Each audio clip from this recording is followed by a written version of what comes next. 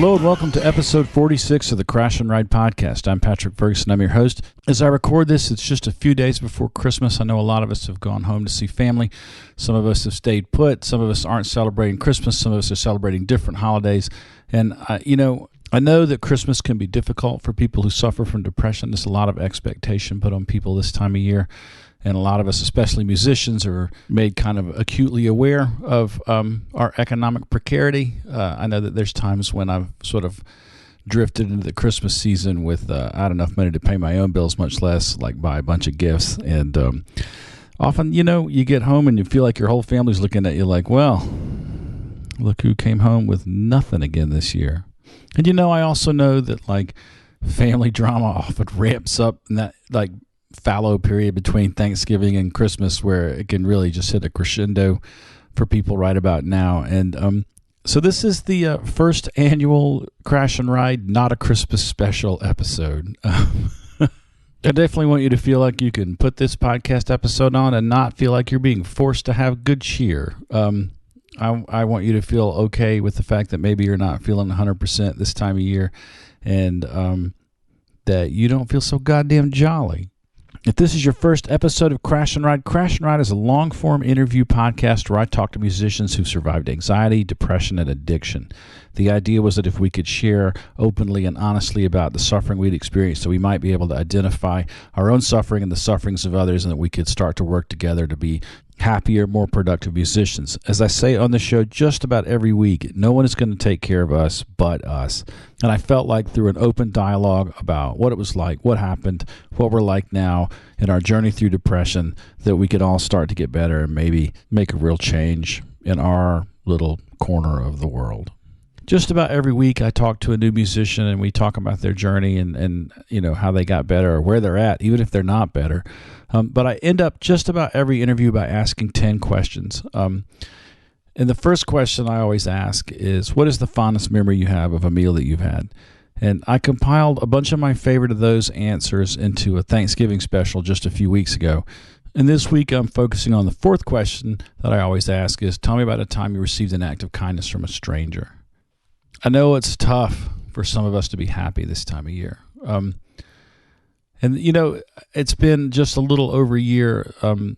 If I can get a little personal for a second, like the reason I started this podcast was because I needed something to do after I got laid off from an IT job a year ago. And I've played a lot of music since then, and I've done a lot of podcast interviews, and I've traveled all over the country. And it's been, in many ways, one of the best years of my life. But it's also been one of the least financially affluent years of my life. And so, I'm as I mentioned earlier, kind of landing in the middle of the holidays, without a bunch of stuff to give other people. But, like, I'll admit that I was kind of taken with this meme I saw on social media the other day.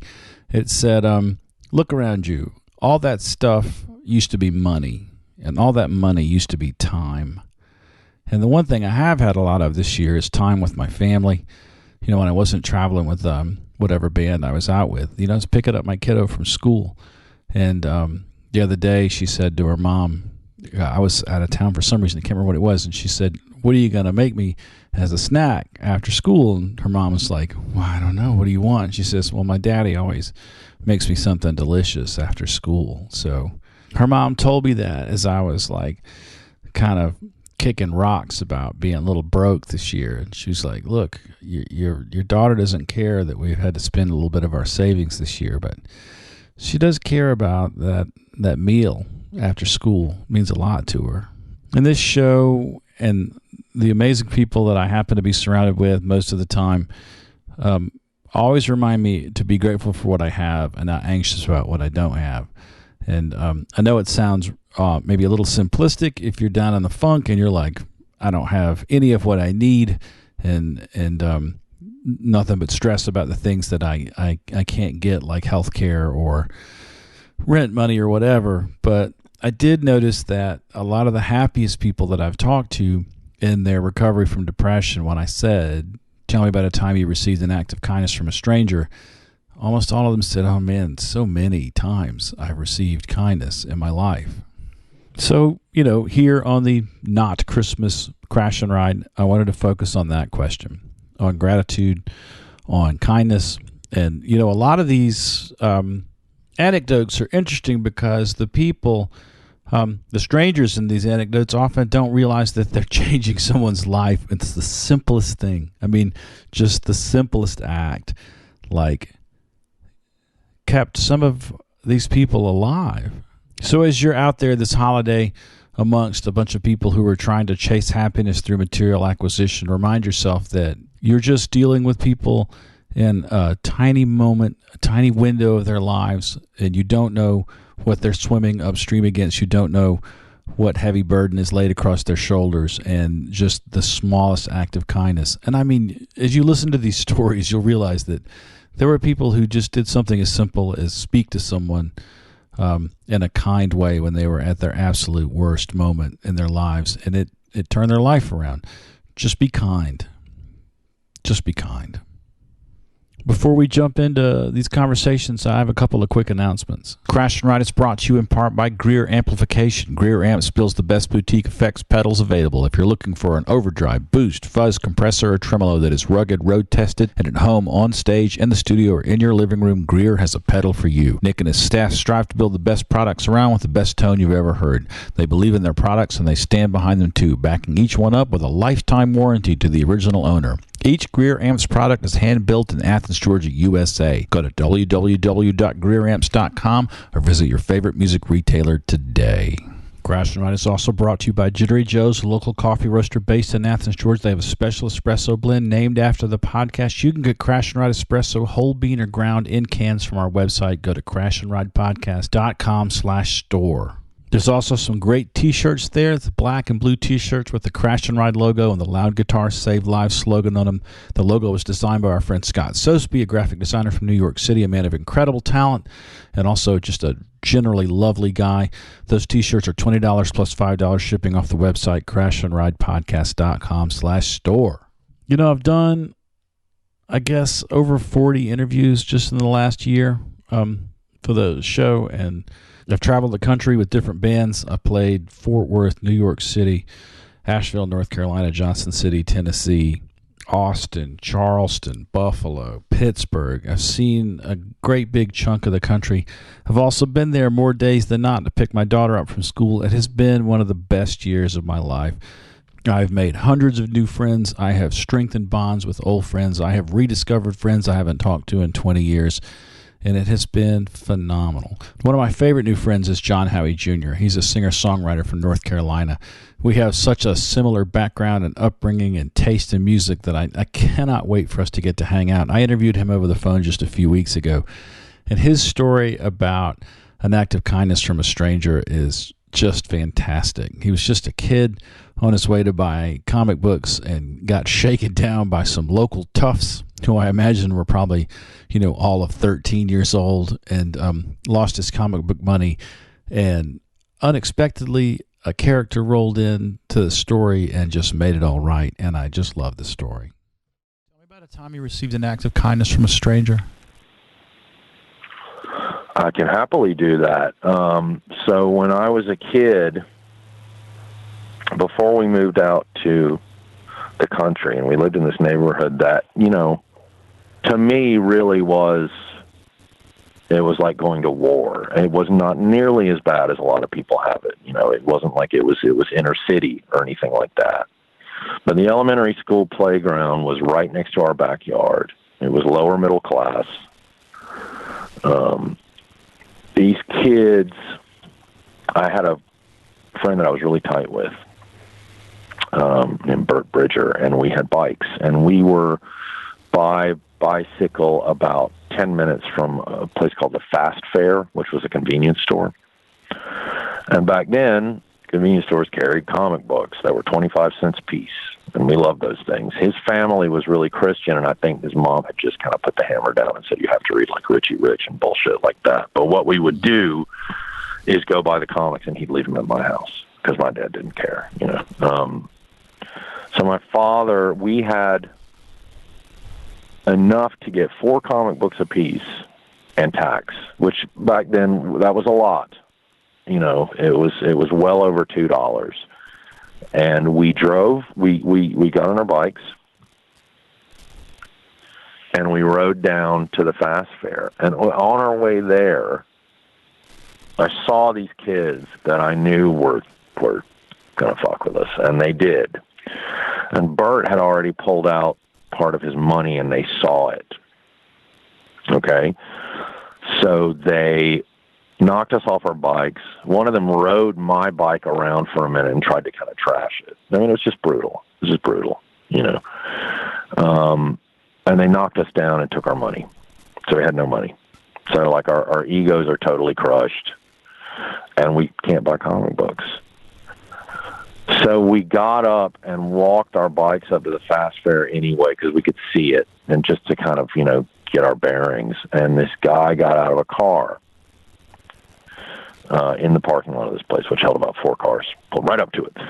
And he was in a big kind of burgundy car, like Cadillac or something, and he got out, and he was an African-American guy, had a big long coat and a big wide-brimmed hat. And this was probably 1977, 1978. And believe me, I had already had the comics in mind I was going to get. You know, I was going to get Spider-Man, Incredible Hulk. I was a Marvel Comics guy. And we're just standing there, and he walks up to us, and he goes, what happened to you boys? Those guys just knock you down? And I said, yeah, they knocked us down, and they took our money. My dad gave us some money to buy comic books with. And he went, it's tough. And there was this pause, and he pulled his wallet out and handed us a $5 bill. And he goes, here you go, boys. Go get yourself a whole slew of comics. And we did. I never saw that guy again, and I had never seen him before that. Man, the brutality that older kids are capable of towards younger kids is so awful, and to have an unexpected advocate and intercessor on your behalf is so great. $5 is all it took for that guy to make an indelible imprint on John Howie Jr.'s imagination for the rest of his life. Earlier this year, I also spoke to Susie Ulrey. Susie is the singer and guitar player for the Tampa band Pogo.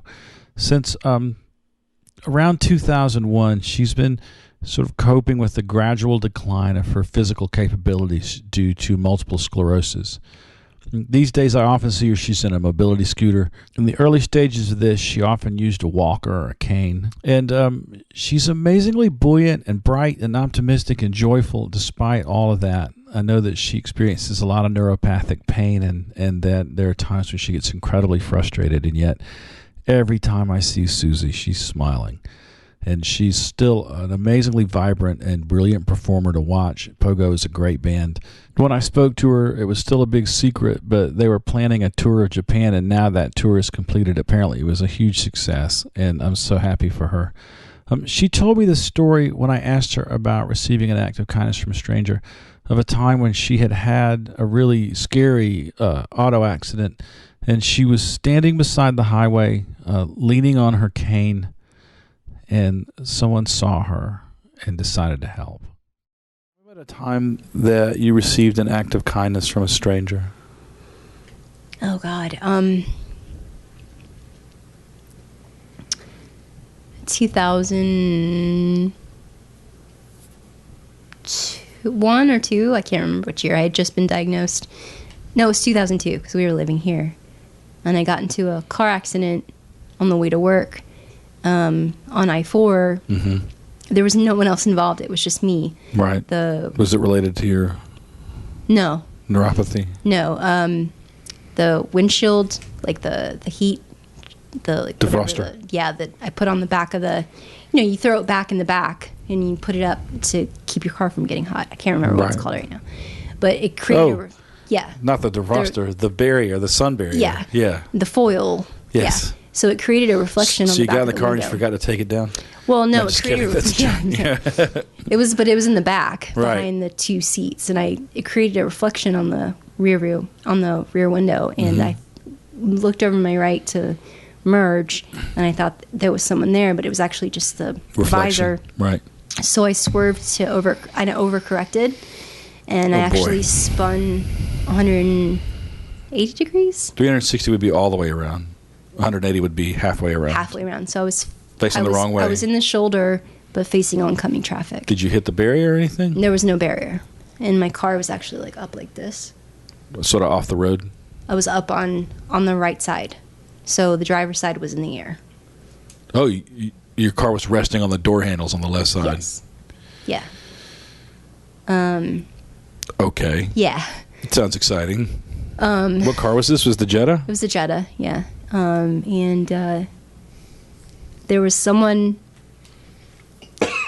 Well, first of all, people immediately pulled over and set my car on end. On four wheels. Yeah. Yeah. And then I got out of the car, and I was kind of leaning against it because I had a cane then, and I couldn't walk very well. And someone was moving and had a U-Haul truck, and they pulled over, and they opened the back of the truck, and they got a chair out so I could sit down. And they sat with me. That's amazing. Yeah. It was a really cool moment. And I felt very safe and protected, you know. And Keith... I mean, holy shit, how what an opportunity. You're driving down the road and you think, that person needs a chair. I know. It was totally random. I just thought that was so special that someone just happened to have a chair and saw a woman who needed one. It's funny, I listened back to some of these older interviews and I think, man, it took me a minute to learn not to talk over people, but I think I'm a little better about that now. Also, I'm really grateful for the mics that I have now. I think these are a lot better microphones. Just a few weeks ago, I talked to my friend Josh Hensley. Josh is the guitar player and singer in the band The Rutabaga, who are from the South Bend, Indiana area. And not all of these acts of kindness were done by strangers. This one was from a friend of Josh's, but I thought it was so wonderful and so profound. When you consider that music doesn't really pay that well anymore, and when it does, man, this impetus to like put every extra penny towards something important like savings or groceries or gasoline. So sometimes you wait for years for that perfect instrument to come along, guitar, a set of drums, a perfect amplifier or a bass. And Josh had a friend kind of square that circle for him unexpectedly, and I thought it was really great. I was telling you earlier about when we went out west, when we flew into Seattle and played those shows with Chung Antique, and I had never flown with a guitar before. I was really worried about that. I had seen I think maybe it was James Burns that had recently had the headstock broken off of one of his guitars when he was flying with it. Does that ring a bell? I feel like that was around then. I'm not sure. James is a PRF guy, for those of you who don't know what we're talking about. Is he in Police Teeth? Is that right? Great band he was in Police Teeth. He's in a great band now called Seminars. Yeah. Seems like a really good guy. Yeah. But yeah, I think I had seen that recently, that he had flown with a guitar and the headstock got broke. And anyway, I was really worried about flying with my guitar. And I play a semi-hollow body electric, and up till then, my main guitar it's a D-Armond, which is, it's not like a fancy guitar by any means, but I had asked Charlie Zalian from Chung Antique. I was just kind of talking to him before we flew out there, and I was like, hey, I'm worried about flying with my guitar. You don't happen to have to know anyone or have something similar to this that I might be able to use while we're out there? And he's just like such a sweetheart, and he's like, man, my backup guitar is a semi-hollow body, and I think it's probably pretty similar to yours, and consider it yours for the tour. He like sent me the info and of what it was. It's like a Dipinto, Dipinto, which is like a smaller company in Philly that makes them. And so we got out there, and we kind of got situated and went to their practice space so I could try out the guitar, and he was letting me use a couple pedals too. So I just immediately was like, yep, yeah, that sounds great. That'll be perfect. And so we got back from that tour, and like a week later, I got home from work, and there was this big box on the porch, and I'm like, what is this? And so I took it inside, and I think Emily was out back gardening. And I opened it up, and he had mailed me, he had sent that guitar to me. And there was this, that's incredible. This beautiful card inside, and it was just like, hey, after the first show, I knew that that this was your guitar, and I wanted to send it with you when you guys left, but I didn't want it to give you a chance to tell me no. Which is just so, it's just such a Charlie thing. But I love that guitar so much. And him and his dad had gone out together and found it at a pawn shop. There was this whole story behind it, but he insisted that it had just been collecting dust because he hadn't really been using it that much, and he had forgotten what a cool guitar it was.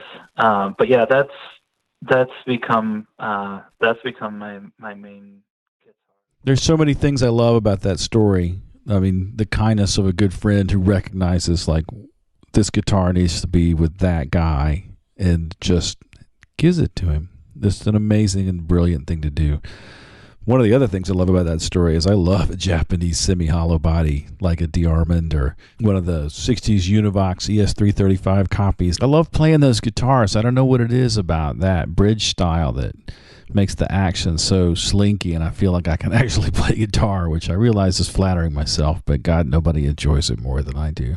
And I need to check into these DePinto guitars because it sounds like Josh has fallen in love. I think sometimes the most vulnerable we are as musicians is when we're thousands of miles from home and touring on a shoestring. Like some of the people I've talked to on the show they've done really well for themselves, but a lot of them, are out there on a wing and a prayer, in a van that's maybe of dubious mechanical quality.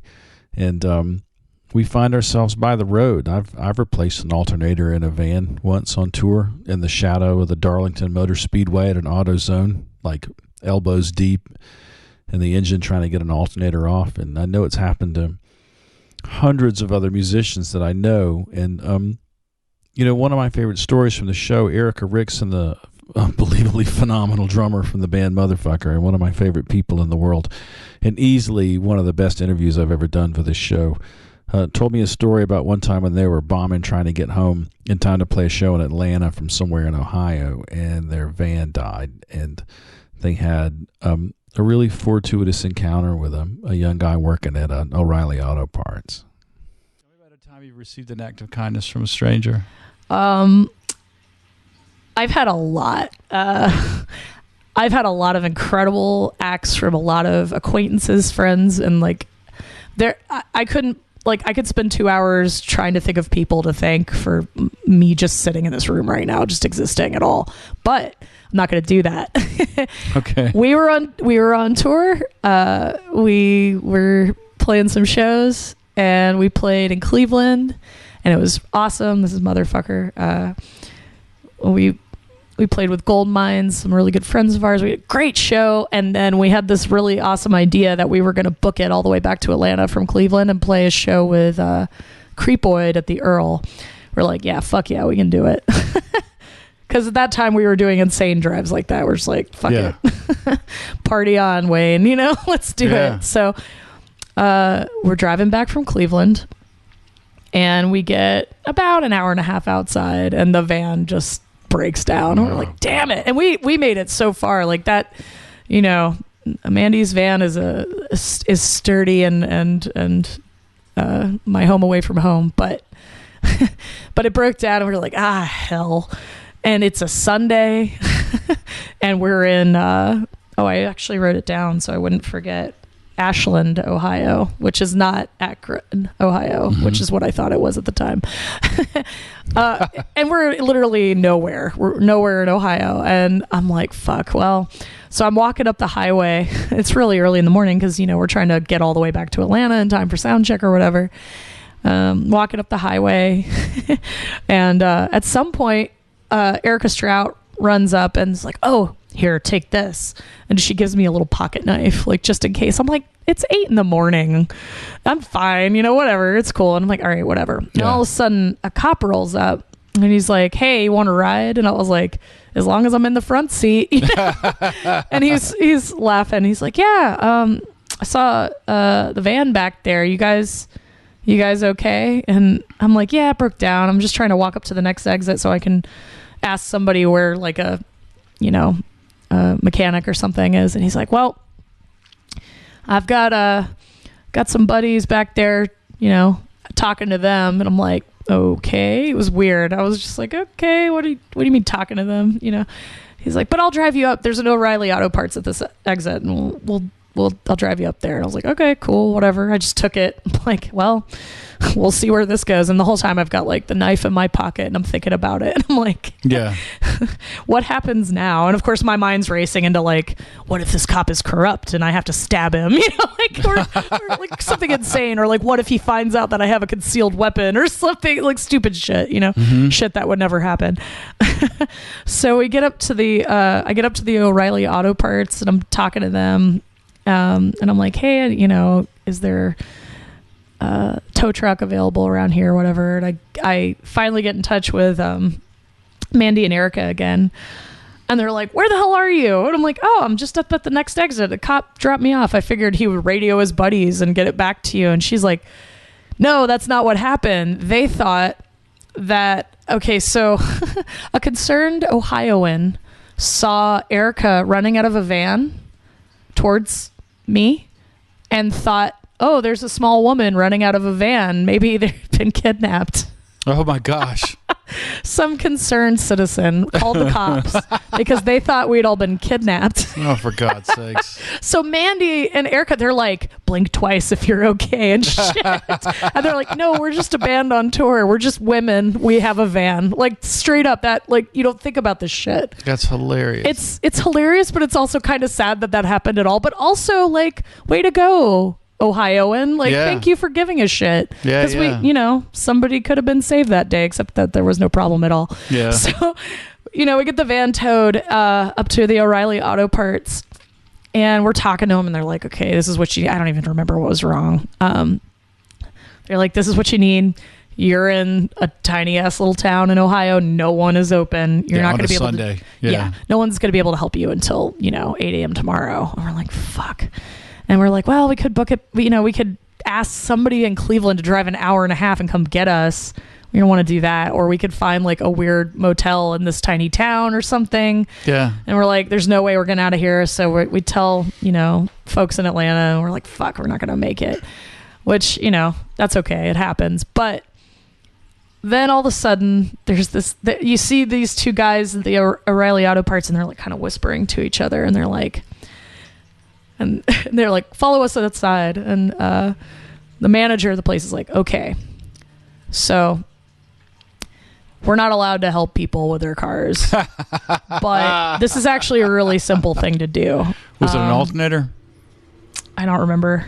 Yeah. I really truly don't remember. It's been too long. And also like my brain just ain't what it used to be. Right. It's full of too much bullshit. I don't remember all the good details about things like that. It might have been, I don't know.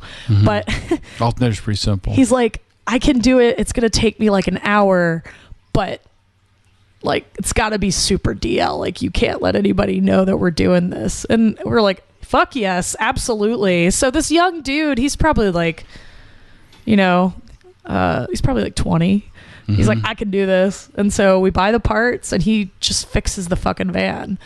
And so we're talking about it, and we did well on that tour, and we have a little bit of extra money, and we're like, we would have had to get a hotel. We would have had to do all this stuff. We would have had to pay a mechanic. There's all these things we would have had to pay for. We're like, fuck it. Let's just give that guy $100. We'll give $100 for his 30 minutes of work, and being just a kick-ass person, total stranger. We give this kid $100, and he just starts crying. What? He just loses it and starts crying. And he goes, I'm working 3 jobs right now. I'm trying to pay off this thing, and I'm just like, I'm in school and I'm working 3 jobs, and I honestly thought I was going to get evicted, and I needed to make all this money, and I've been trying to pick up extra shifts. I'm actually going to work a double at Dunkin' Donuts tomorrow, but this money is going to put it over so I can afford my rent this month. And we're just like, that is the most serendipitous, like, it's it was amazing. So great. And he was just so thankful, and he hugged all of us, and he was just genuinely like, you just did this nice thing. You didn't expect to get paid for it. You were just helping some Southern ladies in a van that might have been abducted in Ohio. You know what I mean? It's like, you're just being cool. You're just being a nice guy. That's amazing. And I love that story. So we gave them all like t-shirts and shit, and then we gave that kid $100. T-shirts that say motherfucker. Yeah, exactly. I was thinking about it as I listened to that. When I say one of the best interviews I've done for the show, I'm not giving myself any credit for that. She's just she has such a good heart. And well, I've ranted and raved about how much I enjoyed interviewing Erica, and just how highly I esteem her friendship. She is truly remarkable young woman, and you should go listen to those 2 episodes. I had to break it into 2 because we talked about a lot, covered a lot of ground, and I'm really proud of the work we did. Also, she's a phenomenal musician, and if you haven't seen her play drums, you have missed one of the great joys of being a musician living in Athens, Georgia. That we're so fortunate to have a band like Motherfucker in our town is saying something. It's just unbelievably great band. Sometimes the good fortune stories of touring aren't just about broken down vans and like having someone bail you out of a shitty situation at a club or not getting mugged or whatever, but like sometimes it's just as simple as somebody like showing you an act of kindness, like by buying you a meal and maybe throwing you a couple of bucks to make sure you're okay. Riley Walker had an experience like that on tour once when he was busking, and somebody said, "Hey man, I remember when I was doing that," and it helped him out. Time you received an act of kindness from a stranger. Act of kindness from a stranger. Act of kindness from a stranger. I got a good one, actually. I remember being in Marfa, Texas on tour, and... Well, what the fuck is going on in Marfa? I don't mean to interrupt, but like, there's like a Prada store in Marfa. Oh, it's just like a little town in West Texas that's been co-opted by artists from LA and New York. It's very in vogue. It's a cool city. There's like a cool community there of artists and stuff. Yeah, it's an old like ranching town that's, I think some artists from the Lower East Side of Manhattan moved to in the 80s and kind of just built a community there of, kind of a getaway. And I gotta dig into this. I don't it's just baffling to me that like you would leave New York as an artist and go to West Texas. It just seems counterintuitive, but maybe that's the point. Yeah, it's just a getaway. It's completely foreign to anything anybody on the coast knows. The middle of Texas, where the nearest big city is 3.5 hours away, El Paso. It's just kind of a getaway, I guess. And it is fun, being there. There's like all sorts of great programming and stuff. You're in Marfa. Store, and I was busking at the time because we had to busk for money. Gas, and a stranger gave me $100 and took me out to dinner and gave me a bunch of their old Grateful Dead tapes to listen to in the van. And I forget this person's name. This is probably 10 years ago now. But I remember being like, I used to tour when I was your age, but I'm just trying to give back because I remember somebody else set me up with dinner when I was busking on the street, and I thought that was amazing. This sort of act of kindness for a stinky hippie on the street, and it was really, really heartwarming for them to open themselves up to me like that. That Riley Walker interview continues to be the biggest Crash and Ride episode of all time, which is interesting because I was only passingly familiar with his work, but then I mentioned to some younger millennial friends of mine that I was kind of intrigued by the guy's Twitter presence, and they were like grabbing me by the lapels and shaking me and shouting, and that I needed to hear his work right now because he's such a phenomenal talent.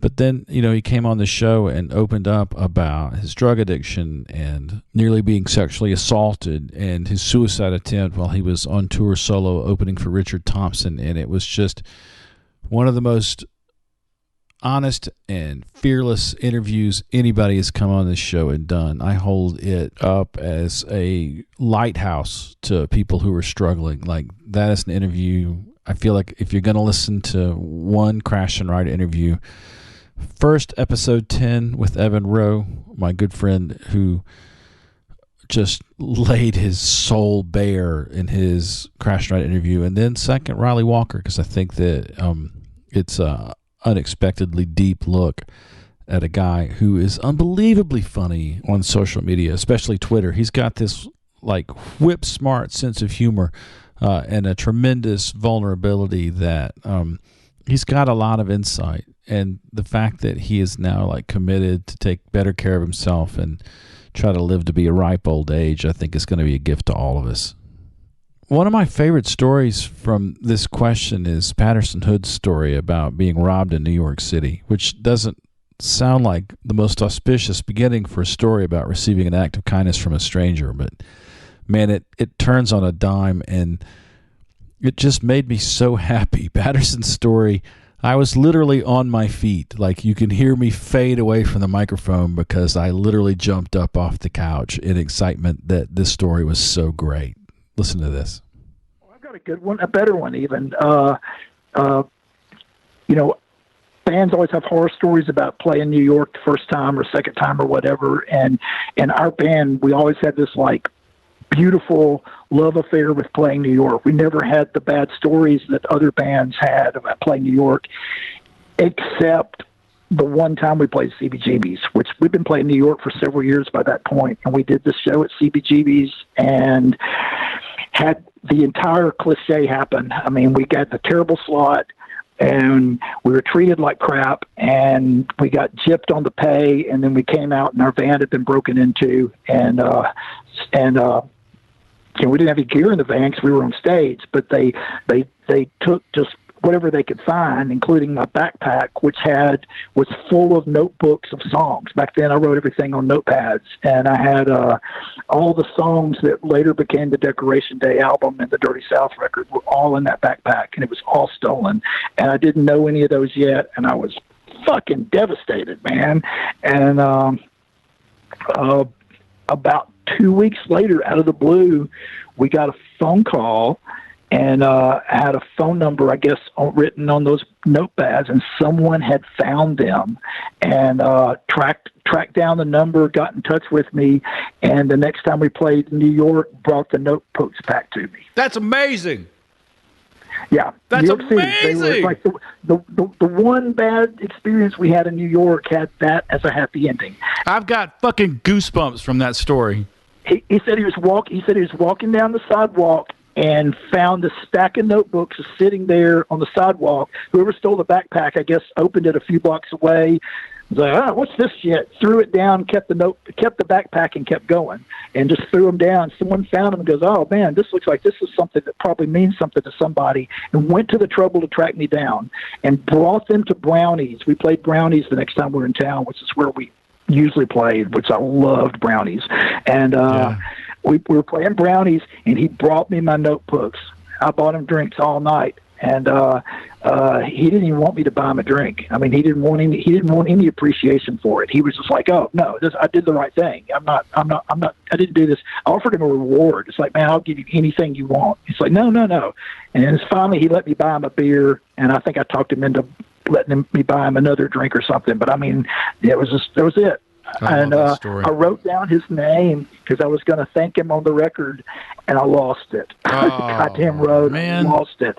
And I would still love to like run into the guy and thank him again, you know. Yeah. But yeah. Many, many, many years ago, back when the earth was still cooling, 5/8's van was broken into behind a club in Jackson, Mississippi called the Midnight Sun.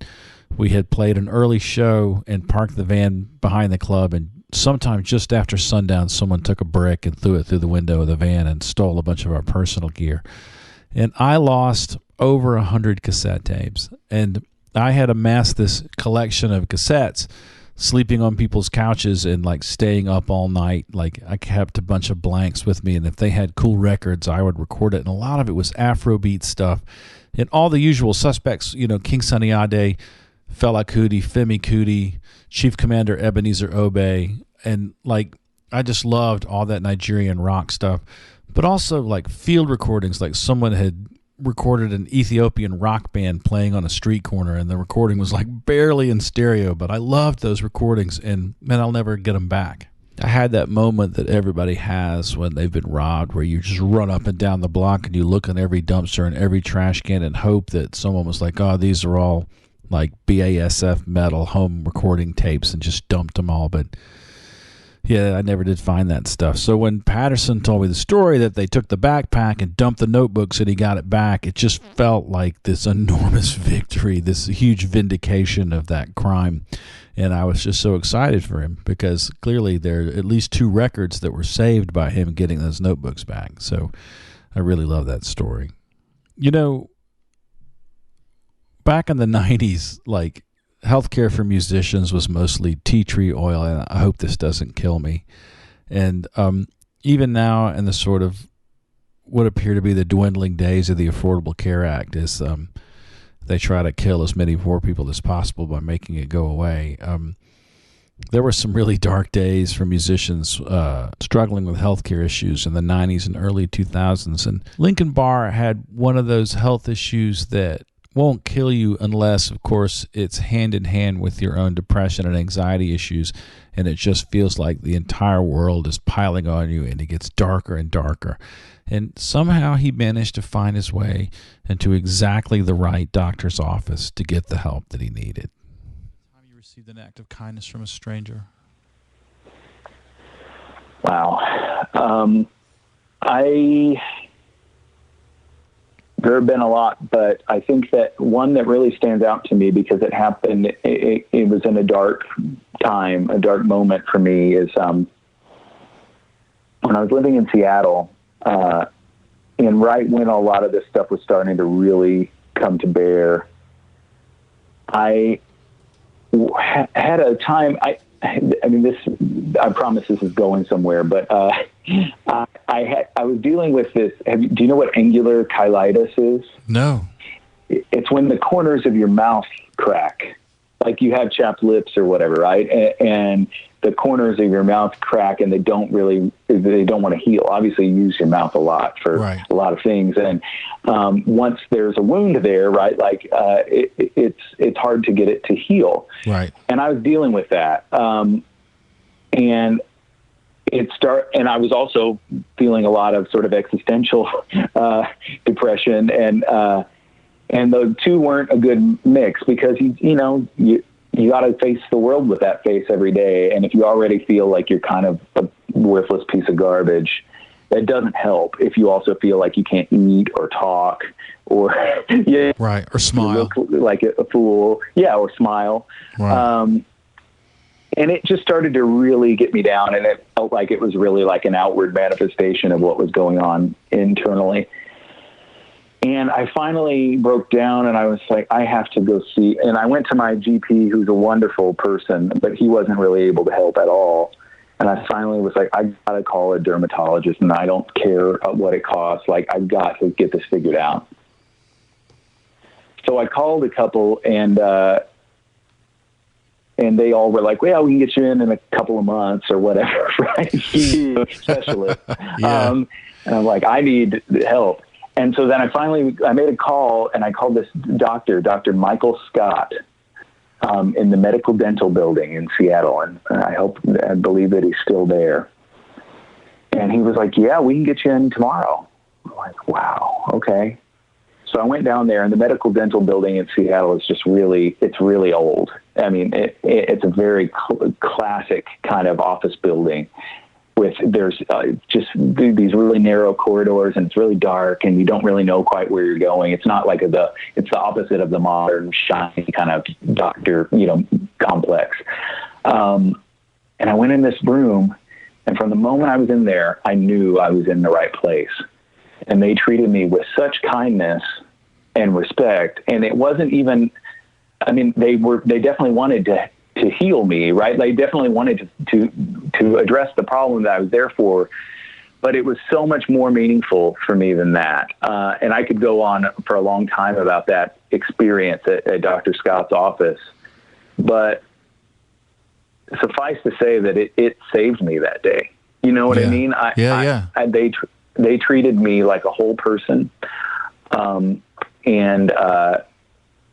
there was something mystical, quite honestly, about the entire visit that went so far beyond, the treatment of the symptom that I was there for. And I'll never forget it. Man, I remember touring with problems like that. It was just brutal. Like you'd get like at one point in the wintertime, my thumbs like started cracking open right there where the nail meets the side of my thumb. And I've since found a lotion that'll fix that. But every night for a while, we were playing Madison, Wisconsin, and Milwaukee, Wisconsin, and Minneapolis, Minnesota. And the cold, dry air was just like making my hands just crack open. And the sweat, as I would play, would like run down into those deep cracks. And it was absolutely agony, man. And like, there's this ethical argument you would have with yourself in the 90s. Like, do I go to the emergency room and get treatment and then just never pay the bill and just let them take a machete to my credit rating? Or do I like try to get on a payment plan or whatever? And the whole thing was just so unethical. And I can't imagine anyone who's not a healthcare executive being even remotely nostalgic for going back to that system. But like, a lot of things these days baffle me. But I just remember nearly dying from strep throat a couple of times, or getting a stomach virus so bad that I like passed out from dehydration, but then not wanting to go to the hospital because I was worried that if I died there, it would cost my family so much money to deal with the medical treatment that I might bankrupt them. And like, that excludes any kind of mental health care. Before Nucci Space came to Athens, like if you were struggling with that kind of stuff, man, you just either self-medicated with drugs or you died. And I don't want to climb too far up on a soapbox about that now. I can tell you, though, that I've just known like a half dozen musicians who've been on tour eating Advils like candy because they had a tooth blowout, and like they can't get home to find some kind of public assistance dental plan to get a tooth yanked. Like it happened to my girlfriend who was on tour with us one time.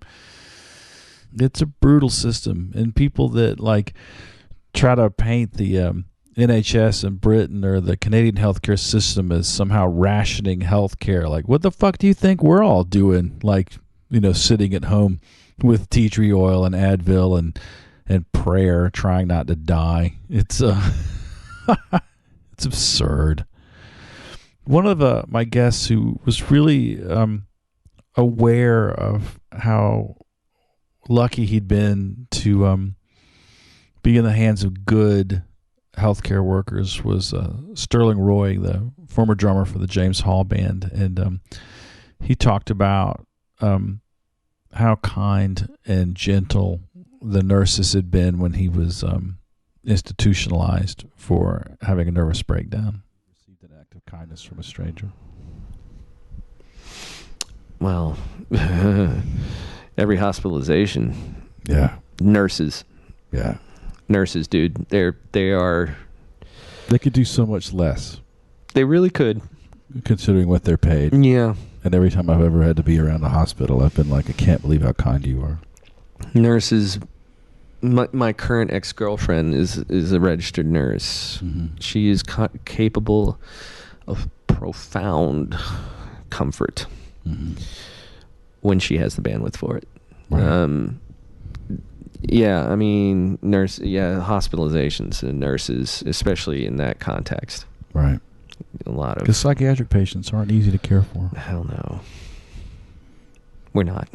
Sometimes they're the least grateful patients. Mm-hmm. Well, so yeah, they're detached. Right. You know, so some of them I've seen some pretty gnarly shit. Nasty. Yeah, but you know. I got to say, there's a tiny bit of dark comedy in the phrase, my current ex-girlfriend. I'm sure Sterling would agree. That was a great episode. I had to break it into 2 parts because we talked for a really long time. It was a really deep conversation. Sterling, at that time, was still going through some stuff, and I'm happy to report to you guys that he's doing a lot better these days. He's in a good place.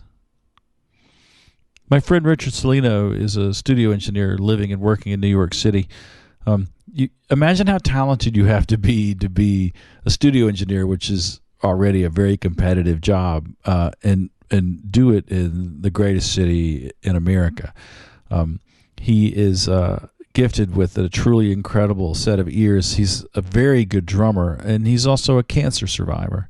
I pulled 2 parts out of Richard's interview because I wanted to sort of set the stage for the answer to the question, tell me a time you received an act of kindness from a stranger, by having you experience the other side of that, which is that there was a woman in the hospital when he first arrived after having a seizure from the brain tumor that he has now survived, who was not kind, and he was in mortal terror. And then someone came along and spoke the truth to him in the kindest way imaginable. They did an X-ray and then subsequent scans, and they told me I had a brain tumor.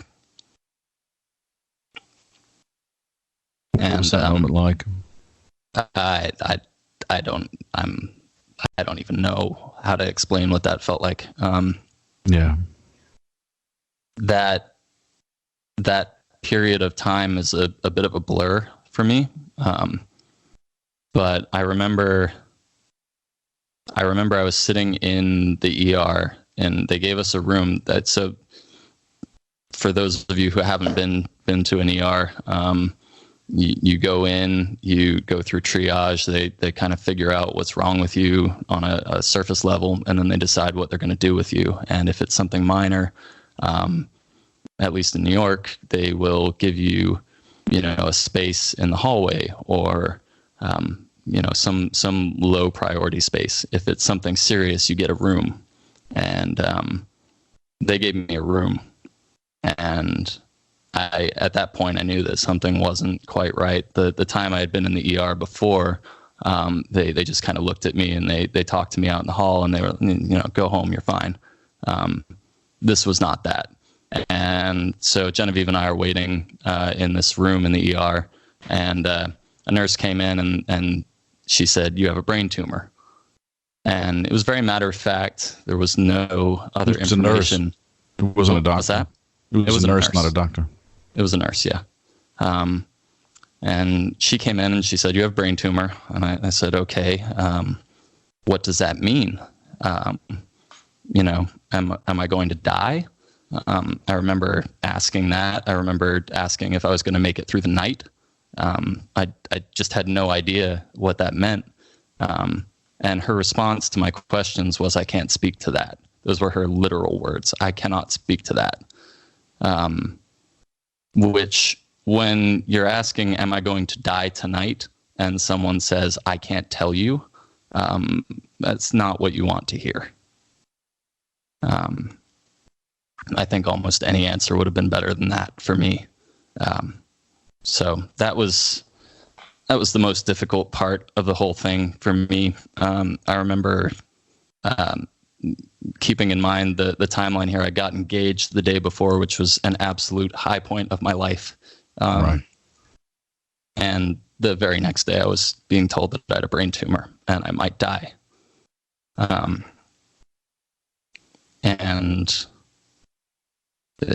they left us. She went out of the room, and they left us to our thoughts for, felt like a long time. I don't think it was that long before someone else came in, but that felt like an eternity.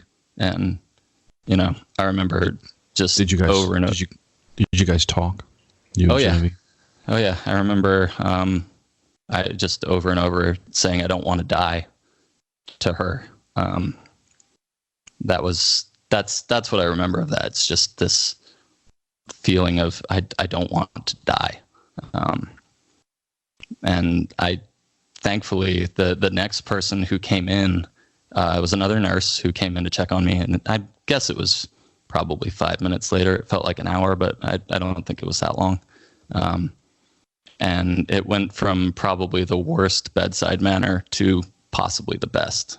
He came in and he just said, I used to work in neurology, and if they thought that this was serious, you wouldn't be sitting here right now. You would be in surgery. So we don't have all the information. That's what we're going to find now. But just sit tight and, hold on. And that's what we did. There's so much for me in that moment where Richard says to his sweet fiance, now wife, I don't want to die. And that moment of just not knowing must have been absolutely terrifying. And then for someone to come in the door and say, hey, man, this isn't as serious as it could be. Or you'd already be in surgery.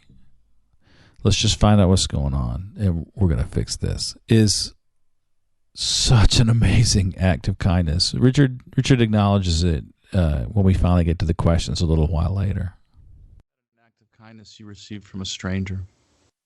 The nurse that I mentioned who came in after the first nurse left my room, that was profound to me. The fact that he took the time to recognize that I was suffering and that I was scared and didn't know what was going on. He had no obligation to talk to me at all. He came in to check my vitals, and he didn't have to say anything to me at all.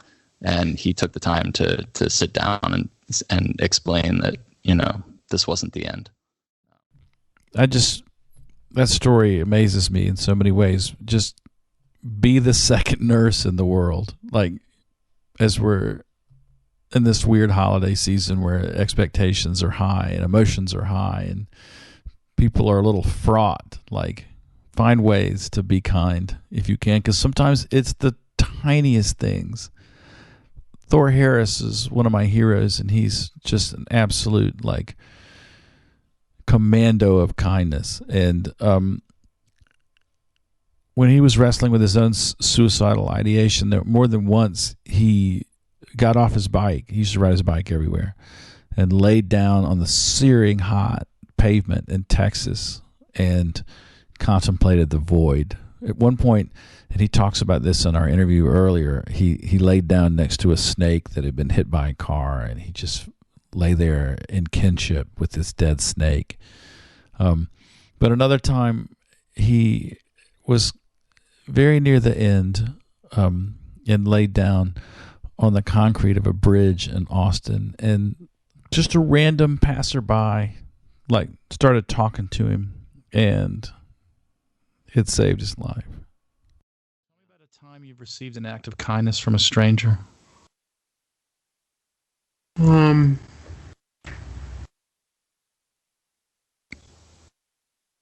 Boy, so much kindness. Once I was on my way to. This was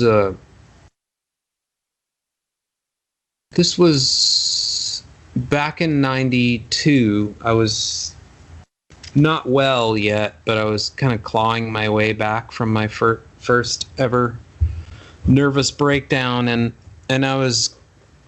I had set this deadline. If I'm not better in 6 weeks, I'm going to kill myself. And so I was on my way either to my shrink's office, or I was going to kill myself. And I was riding a bike, and it was real hot, and I stopped and again laid down on the hot concrete on a bridge in Austin, and this kid shows up. I'm just laying there on this bridge, and this kid shows up and just starts talking to me about having moved back to Austin from Houston. He's just talking, and it was just so I don't know, something about that kid talking to me just pulled me out of my own murderous thoughts, and just sort of inspired me to ride my bike to my shrink's office and tell him I wasn't doing so well, and instead of riding and jumping off of this really high bridge. So I don't even know if that kid, he certainly didn't know that I was there, like, contemplating ending it all, but I was sure glad he showed up and just started rambling to me. Thor is currently like one of the most positive, funny, sweet guys on the planet, and I really appreciate that he's been so honest about his journey and willing to share his experience and what gives him strength and what gives him hope to keep going. Because I think that if you've ever been sad and desperate enough to lie down in the sun next to a snake, like, it's good to know that someone else who did it, like, got up and kept going and is now thriving and happy. There were a couple of chance encounters for guests of the show, sort of in the framework of recovery, and meetings. And they were just little things where someone said something kind of off the cuff, but it ended up like changing someone's life. I had Davey from the Dopey podcast on. Dopey is an amazing podcast about, by his description, drugs, drug stories, and dumb shit. And it's that guy's had quite a journey. And the first day of his journey, as it is now, began with someone saying something very simple to him. Tell me a time you received an act of kindness from a stranger. Act of kindness from a stranger. When I was at the 7:30 morning meeting, first day there, this amazing man, painter from New Zealand, I never said two words to him. At the end of the meeting, he said, I hope to see you here again tomorrow. And when he said that to me, it changed my life in a way I can't even explain. Like, I had never felt welcome in these places. And just him, he was so cool, and him saying it to me, it was just the biggest gift anyone could ever give me. Because I went back every day after that, and it saved my life. Are you still friends with him? No. He got very sick. I think he's in his 90s. Oh, and wow. when I moved to Long Island, I stopped going to the 7:30 meeting. Yeah. I saw him at Katz's, and I gave him a free meal when I saw him. He was a brilliant, beautiful man. I think he's still alive, but he's very old and sick. Yeah. And I never had his number. I never became close with him. You know what I mean? Yeah. Just he was kind to me. He was the kind of person that you didn't want to invade them because he was like a celebrity, and I didn't want to like push myself onto him. And he wasn't like, I asked him to sponsor me. He was like, I don't sponsor anybody who has less than 5 years. Wow. So I was like, I gave him his berth. You know what I mean? His space. Yeah. Davis invited me to New York to come be on the Dopey podcast, and I really need to do that. I got to find a few nickels to rub together and catch a cheap flight and go hang out with that guy, man. I really like him a lot. Mike Mantione from my own band 5'8" talked about a very similar experience on his journey out of mental illness and insanity and addiction. And sometimes it's just as simple as having someone listen to where we've been and not judge it. Mike clawed his way up out of a schizophrenic breakdown, and it was just somebody at like a fast food restaurant after the meeting being kind to give him the hope to like stay in it and keep trying to get better. Tell me about a time you received an act of kindness from a stranger. This is the hardest one for me. So many acts, so many things. One of them that always comes back to me is this one guy, never met him before since, just talked to me after a meeting one time, and I was busted, Yeah. I was in that first year, and I was just super depressed. Mm-hmm. He just listened to me at the Wendy's. The meeting after the meeting. The meeting after the meeting. Yeah. You know what I mean? He didn't. I never saw him again. Was this Long Island? Hours. No, this was down here. Yeah. This was down in Athens. One of the guys who was a stranger at that point, but became a good friend, was Jim Farrat. He came into my life at one point early on when he was still managing Pylon and spent some time with me that really saved my life. You know what I mean? Yeah. Those people that just came in and did stuff and you're just like, really?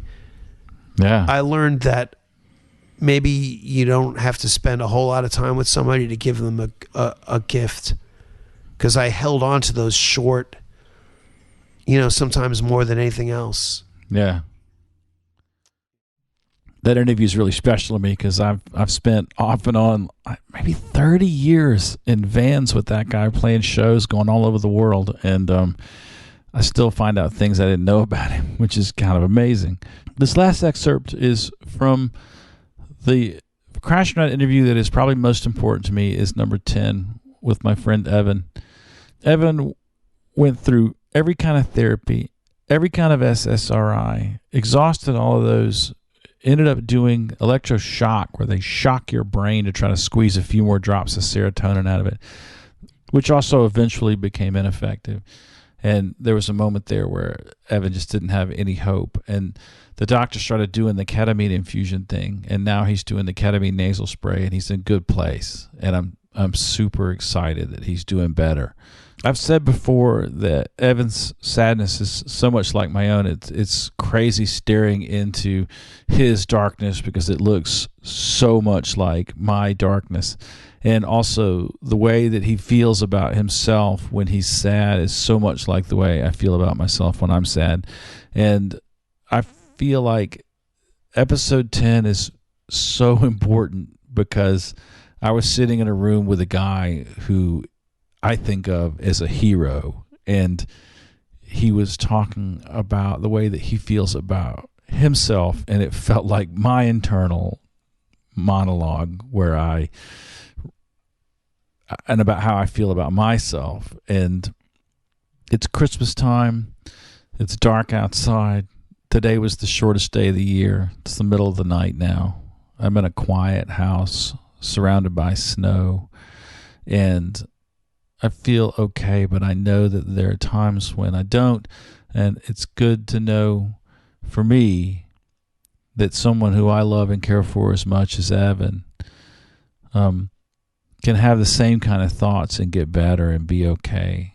It makes me realize that I can be okay and that we can help each other out of this thing. And here he's talking about ECT, electroconvulsive therapy, where they shock you. You've seen it dramatized in film and One Flew Over the Cuckoo's Nest and other places, and it's disruptive. It's exactly as disruptive for your thought process as you would expect to have someone to put electrodes on your head and shock you. And it was very hard for Evan to feel good about who he was as he was going through that, because he had to depend on so many people, the kindness of so many people, to just get there and get home.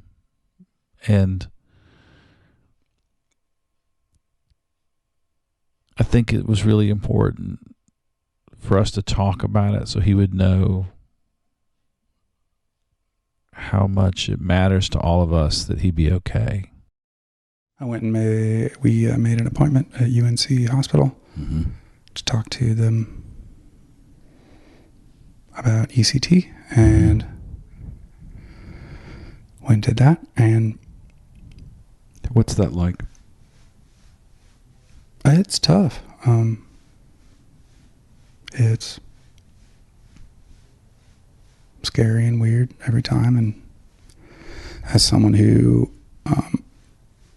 sees most of this as just yet another personal failing, it is a constant reminder of the impact your shittiness has on the people who love you enough to do anything for you, including take you to this over and over again. I mean, the hundreds at this point of doctor's appointments that Nicole has driven me to and from because I will either be under anesthesia or otherwise. And my friends, bandmates, and sitting in a shitty waiting room watching daytime TV while I am in back. And does it help? It did. And it did, or it does? It did help me. Okay, but you're no longer... I'm not doing ECT. Okay. Because after a while it didn't work. Yeah. I did a lot of treatments. And that is profound memory effects. You know that your friends and bandmates...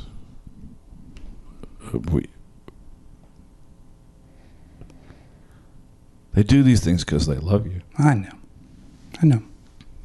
And that's not conditional, right? I mean, that's the thing that we learned from that narcissistic parent, right? That their love can be withdrawn. Right, and that's the thing they teach us. But I can tell you, from experiences with the adult friendships that I've developed with my bandmates and my wife, and because my wife is we're really close friends too, that the true nature of the affection that we have for each other and the bonds that we form is that it's not conditional, and it's not dependent upon it's not their feelings about you are so independent of the way that you're feeling about yourself. Well, part of how depression is manifested in me, at least, is a narcissistic insistence by my brain that I know what everyone else is thinking. Yeah. I mean, I had to know what they were thinking before I answered when I was a kid, to get it right. Right. So I know this is a giant pain in the ass, and why can't Evan get his shit together, and what is this treatment number 55? And at the same time, intellectually, I know that that's not how it works. I know that. I know that I would turn over a train for any of my friends if that would help a little bit. $5 to park in the UNC hospital parking deck is not something they're going to hound me for later. Right. It's because I couldn't find my wallet because I can't walk. Yes. It's not a big deal, but it's just a constant reminder of your brokenness, and you are not seen as a hero. You're not rolling down through that lobby in a wheelchair as a survivor. You're not triumphing over anything. I mean, that's the insane voice in your head that doesn't love you, that's telling you that you're not a hero, that you're not There's triumphing. part of that, but there's also just an invisibility to this disease, an invalidity to it. We gotta outlive this stupid boomer concept that we're all fucking Ayn Randy and superheroes that are the star of our own little movie, because it's fucking killing people. I talked to Evan last night, and he seems like he's doing pretty good. He finally was able to break into that whole nasal spray trial that a lot of people who listen to this show are trying, and I'm really encouraged by how it's helping people. I got a buddy in Texas who's doing really well because of it, and he keeps me posted. I'm really grateful for Evan. I'm really grateful for you. I'm really grateful for this community that's sprung up around this podcast. I feel like we help each other out and lift each other up, and I cannot wait to get back out on the road when Pinky Doodle Poodle gets back from Tokyo. I should know something about that really soon. I can't wait to come to your town. I can't wait for us to get coffee. I want to hang out. I want to see how you're doing.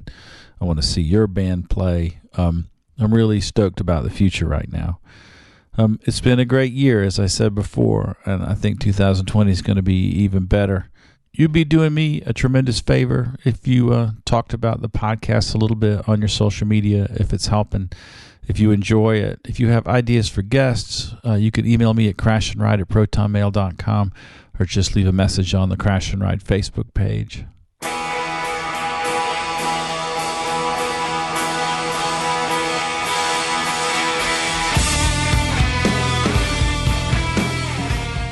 All right, well, that's our annual Not Christmas Crash and Ride episode.